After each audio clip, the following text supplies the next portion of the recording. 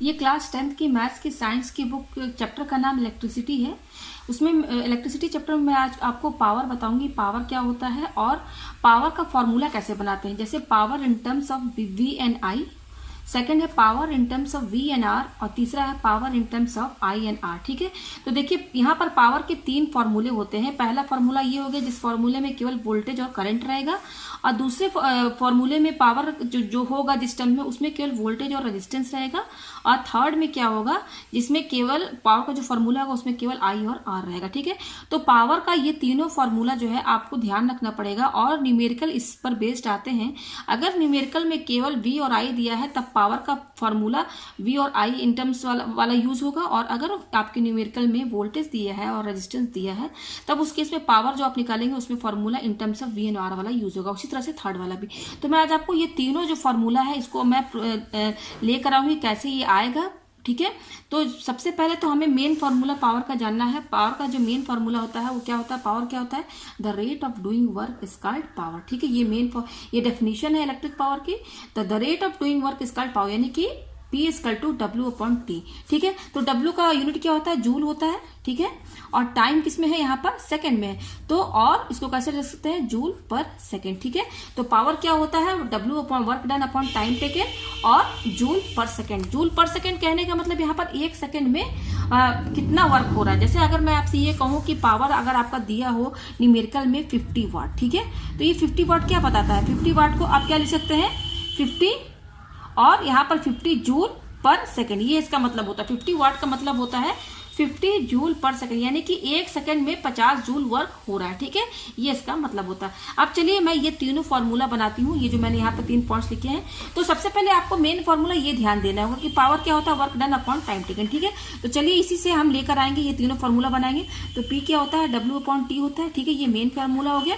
इसी फॉर्मूले के हेल्प से ये तीनों फॉर्मूला बनाएंगे। तो देखिए ये हो गया हमारे पास। अच्छा, हम ये जानते हैं कि वोल्टेज क्या होता है, work done per unit charge, ये होता है, ये तो हमें पता ही है, ये आपने पढ़ा होगा ना। इलेक्ट्रिकल पोटेंशियल V क्या होता है, W अपॉन Q होता है।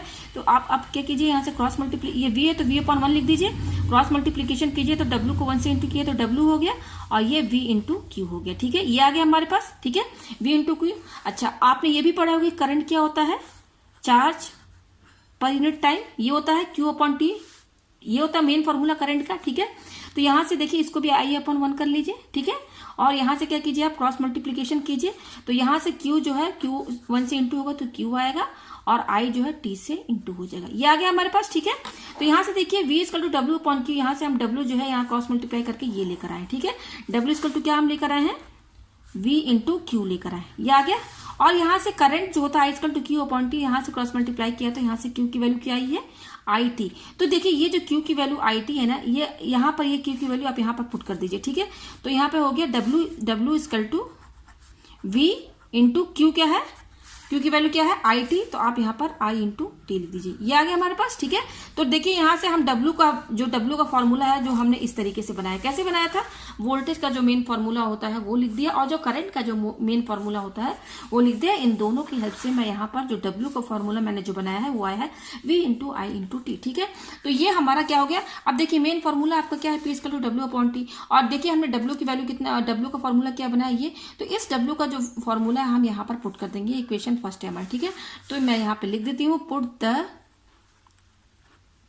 Value of W in equation first. Equation first क्या है हमारी, P equal to W upon T है। ठीक है, तो W कितना आया है, V into I into T और अपॉन T, तो ये और T कैंसिल हो गया, तो यहाँ पे देखिए V इंटू I आया। तो आप देख सकते हैं पावर का एक फॉर्मूला ये आ गया, V इंटू I। आप देख सकते हैं इसमें वोल्टेज है और करंट है, तो ये क्या हो गया, power in terms of V and I, यानी कि ये पहला वाला जो है आपका ये फॉर्मूला यहाँ पर ये बन गया। ठीक है, अब सेकंड क्या बोल रहा है, power in terms of V and R। तो हमारा जो मेन अभी जो आया है V एंड I के टर्म्स में वो क्या आया, P इक्वल टू VI, ये आया है मेन फॉर्मूला। अब हमें सेकंड जो बनाना है, पावर किस टर्म्स में होना चाहिए, V और R के टर्म में होना चाहिए। ठीक है, तो अकॉर्डिंग टू ओम्स लॉ आप पढ़े होंगे, according to Ohm's law V क्या होता है, IR के बराबर होता है। ठीक है, हमें अब जो टर्म बनाना है power in terms of V and R। ठीक है, V एंड R ऐसा फॉर्मूला बनाइए पावर का जिसमें केवल V हो और R हो, यानी कि I नहीं रहना चाहिए, वी आर है, यानी कि आई नहीं रहना चाहिए यहाँ पर। तो देखिए ये जो ओम्स लॉ है, ओम्स लॉ के हेल्प से आप यहाँ से आई का फॉर्मूला क्या बनेगा, आई का फॉर्मूला क्या होगा, वी, और ये आर क्या है, इनटू में है, इधर आएगा तो क्या हो जाएगा, इसके डिवाइड में हो जाएगा। तो मैं इस वाले ओम्स लॉ से यहाँ से मैंने आई की वैल्यू ये निकाल दी। अब ये जो आई की वैल्यू है ना, ये आई की वैल्यू इसमें पुट कर देंगे, मैं इसको इक्वेशन सेकंड बोल देती हूँ, ठीक है। तो put the value of I in equation second, ठीक है। तो यहाँ इक्वेशन सेकंड हमारी क्या है, पी इक्वल टू वी आई है, ठीक है। फिर इसको क्या लिखेंगे, वी, और ये जो आई है इसकी जगह हम क्या लिखेंगे, वी अपॉन आर। तो ये देखिए इनके बीच में इंटू का साइन है, तो इंटू इस आई की जगह हम क्या लिखेंगे, वी अपॉन आर, ये हो गया, ठीक है।